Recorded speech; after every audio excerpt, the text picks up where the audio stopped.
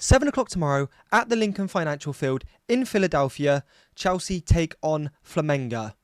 And now apparently it's going to be bloody hot as well.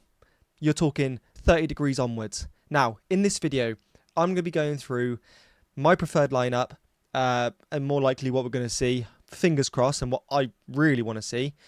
I'm also going to go through some things about Flamengo, some of their key players, and just some stats for you guys to know, as considering we've never played them before. And the last time they played even a top English club was in 2019, where they lost 1-0 to Liverpool in extra time in the Club World Cup final, believe it or not. Getting straight into it, Flamengo, top Brazilian team at the current standings. In their last 10 games, they've won 7, drawn 2, lost 1. It's pretty fair going, right? That's not too bad. Now, literally before 2019, where they played Liverpool in the World Cup final, they hadn't played another top European team since 1981. And again, Liverpool. However, in 1981, they actually beat Liverpool 3-0. Strange fact, right?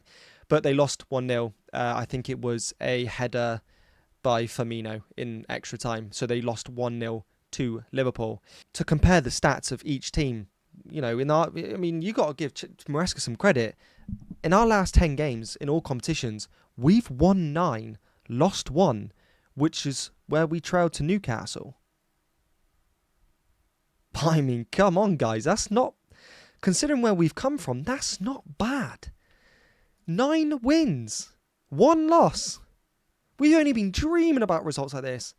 But granted, yes, they're not as entertaining as we'd like them to be. But hey, beggars can't be choosers, right? A win's a win at the end of the day. Okay. So, one thing I'm going to do in each one of these pre-match talks is I'm going to pick 3 players that I think are the opposition's most influential players. And I'm just going to read out some stats about them. As, let's be honest, not a lot of us will know about Flamengo at all, if I'm being honest. They beat that other team 2-0. I don't even know the name of the team. I'm not even going to try and pronounce I'm guessing it's a Spanish team. Or Mexican. You don't bloody know. Do you know what? Let me check for you now. Do you know what? I'm completely wrong. They're Tunisian. Okay, now they only beat them 2-0. Now, did they put out a weak side? I don't know. I didn't go too much into it. However, it's going to be a tough. I think it's going to be a tough game. I think the heat is the biggest factor of all of this. I think if we got to play in our perfect climate conditions like we do in the UK, then I think we'd smash them. But they're not a bad side. So, I'm going to absolutely butcher some names here, okay? So I'm reading this off the screen. Georgian de Arrascaeta. He's attacking midfield. He's 31. He's the leading Flamengo. He's leading Flamengo in goals and assists. 13 goals, 6 assists across all competitions so far in 2025. That's not too shabby, especially for a 31-year-old.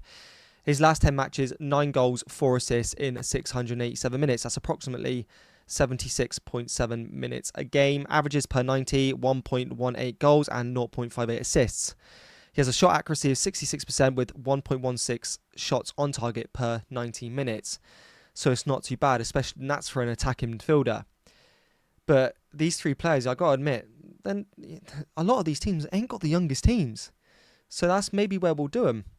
Luis Arejo, winger/forward, 29 years old, 2025, 2 goals, 1 assist in 10 matches with 4 starts. Also scored an assist in the Club World Cup opener. In his last 10 matches, 5 goals, 6 assists across all competitions, notably including a goal on the 1st of June and 1 in the World Cup. I don't know what the hell's going on here. Averaging 0.5 goals competitions per game. Shot accuracy 45-50%. SOFA score rating 8.2 in the last match. And then you've got Everton Ribeiro, which sounds familiar to me. I don't know about you guys, but he rings a bell. He's their midfielder/playmaker. He's 36 years old. In his last 10 matches, he provided 1 goal across 11 matches. Still influential with key pass rate among top percentiles, though more as a fulcrum than scorer. What can someone in the comments let me know what fulcrum means? He's disciplined, 4 yellow cards, 1 red, 88% pass accuracy. All right, so we found our angry boy. That's the guy that we need to wind up, especially the likes of Fernandes, being that he's Argentinian and this is against a Brazilian side, so tensions are going to be high. So, my preferred lineup for this game. Last last game, if you haven't seen it, I put out a side where I literally started a lot of these new boys, Mamadou Sarr, Andre Santos, Delap, and Mike Penders in goal. Now, I didn't get any of them right. He actually played Lavia instead of Fernandez, obviously to give minutes and everything like that. So what I've done this time is I've gone for a more of a structured lineup that I think is more realistic than just my preferred. I will obviously give pointers on as much as, I'd love to see someone there. I would love to see certain people in this starting lineup. So, without further ado, let me show you the lineup that I've gone for tomorrow's game. So, as you can see, I've got Sanchez in goal, Cucurella at left back, Colwill partnered up with Tosin again with Reece James as your right back. Last time, I went for Santos. I'm going for him again. He did not come off the bench, and I want him next to Caicedo. I want to see what this man can do, and I think we all deserve to see this man. We've seen Asugu, who, by the way, didn't do anything wrong. Usually some, nerves and that, but the guy looks confident, and I like it. I think he's got a bit of pizzazz. That's right, I'm making up words now. Pizzazz. New word. I want to see him, okay? He done so well at Strasbourg. I want to see this guy given a chance, and he has made it very, very clear that he wants to fight for a spot in this starting lineup. So, him partnered up with Caicedo, Palmer in front of him, Madueke, Delap, and Neto at front. And I know Nicholas Jackson didn't actually play that bad in the last game against Los Angeles. However, I do want to see Delap. I think we're going to see both of them this game, just due to the heat. I think there's no point trying to just give everyone heat exhaustion. That's just bloody pointless. Now, there is one player that I really wish we had a different winger for, and that was Madueke.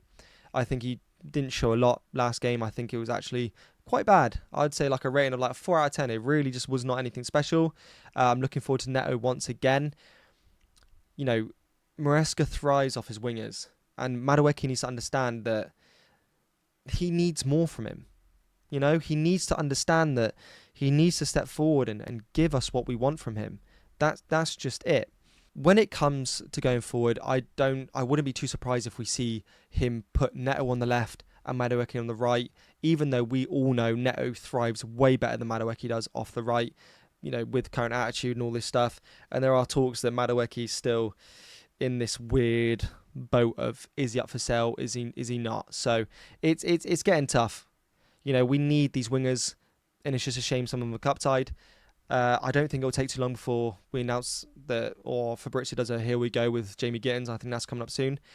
So yeah, for tomorrow, if I was to give who my player of the match is and my least favourite player of the match, I think Madueke is not going to shine.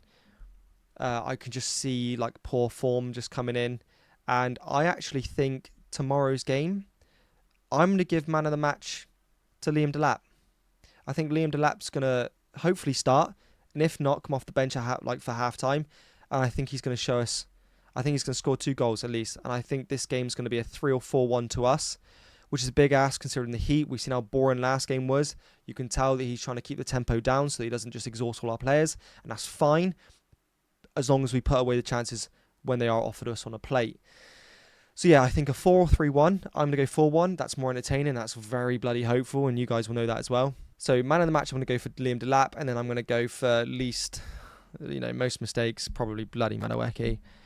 And I hate saying it every time because the guy shows small promises of magic. So yeah, I'm excited for it. You should get a video tomorrow regarding any transfers, if there is any news.